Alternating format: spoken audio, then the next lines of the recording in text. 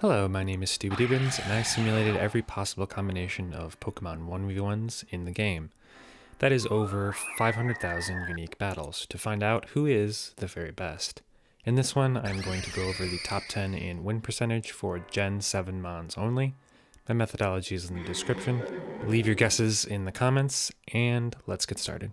At number 10, I have Melmetal. Melmetal had a 80.7 win percentage, which was 80th overall. I made a mathematical list of Pokemon type combinations, and Mono Steel was ranked 160th offensively and 29th defensively. If Melmetal is your number 10 Mon in a generation, you know it's going to be a good list, because Melmetal is a demon. At number 9, I have Tapu Fini. Tapu Fini had a win percentage of 81.4, which was 67th overall. Water Fairy ranked 22nd offensively and 54th defensively. The Tapus as a whole have been broken since their introduction, especially in their debut generation, when terrain was a 1.5 boost to damage instead of 1.3 it is today, for all of them except Misty Terrain, which Tapu Fini gets, and for good reason, I might add. Well, I don't use abilities in these simulations, and even though Tapu Fini has an S tier typing and a great defenses, what holds it back is a pretty middling attacking stat. At number 8, I have Tapu Lele. Tapu Lele had a win percentage of 83.6, which was 57th overall. Psychic Fairy ranked 92nd offensively and 64th defensively. Psychic terrain spam has been an integral part of competitive Pokemon since its introduction, and Tapu Lele has played a big role in that. Lele also has decent bulk and a respectable attacking stat, and beating dark types as a psychic type doesn't hurt either. At number 7, I have the highest ranked Tapu Koko. Koko finished 52nd overall with a win percentage of 83.8. Electric Fairy ranked 68th offensively and 41st defensively. By the way, poor Tapu Bulu finished 26th in this generation. This thing, if it was released in the current generation, it would be on every team due to its synergy with future Paradox Mons. It's funny, this is probably actually the order I would have put the Tapus in if I were to rank them beforehand. Bulu at 4, Fini at 3, Lele at 2, and Koko at 1. You can make the argument that Lele and Koko should be switched, and I wouldn't disagree with that argument. At number 6, I have Kartana. Kartana finished 48th overall with a win percentage of 84.4. Steelgrass ranked 121st offensively and 21st defensively. Kartana teaches us that typing and matchups don't really matter if you have 181 attacking stat and 109 speed.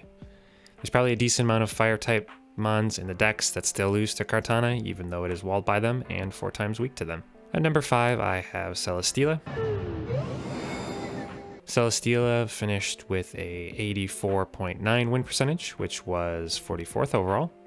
Steel Flying ranked 73rd offensively and 2nd defensively. Celesteela teaches us that stats don't matter when you have a top tier defensive typing and respectable offensive typing. I would argue that this is a pretty bad stat distribution to have, but here they are right in front of Kartana. At number 4, I have Magearna.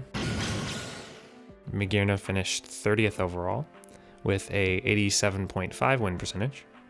Steel Fairy ranked 81st offensively and 5th defensively. Magearna teaches us that a combination of great defensive typing and great stat distribution can lead to a huge offensive threat with formidable staying power. At number 3, I have Solgaleo. Solgaleo finished 12th overall with a win percentage of 90.9. Steel Psychic ranks 91st offensively and 39th defensively.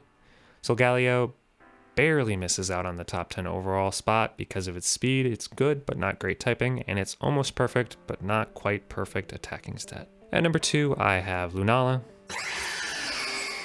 Lunala finished right above Solgaleo at number 11 with a win percentage of 91.5. Psychic Ghost ranked 112th offensively and 38th defensively. I'm going to be honest, I don't know how Lunala got this high on this list with a 4 times dark weakness 8% of the dex is dark type, and that means Lunala lost to every single dark type in the game and beat essentially every single other mon in the game, or there was a decent portion of dark types that still lost to Lunala, despite the 4 times weakness. Also, if I used abilities, this is easily the best mon in the game. Before I get to number 1, I want to mention the starters because they were nowhere to be seen on this list. Primarina finished 12th this generation, and Incineroar was 25th, right in front of Bulu, and Decidueye was 27th, right behind Bulu. The worst mon this gen, and the worst mon in the game, was Cosmog, which had a win percentage of 2.3. You know who Cosmog evolves into?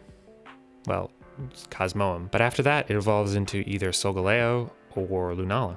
So remember, always reach for the stars, kids, because that could be you. At number 1, I have my favorite Gen 7 legendary mythical Pokemon, Marshadow. Marshadow finished in the top 10 overall, and I'm going to save exactly where for a future video. Ghost Fighting finished 12th offensively and 31st defensively. Marshadow is the type of guy in the anime who looks unassuming, but breaks out a crazy technique. Marshadow is Lady Chio from Naruto Shippuden.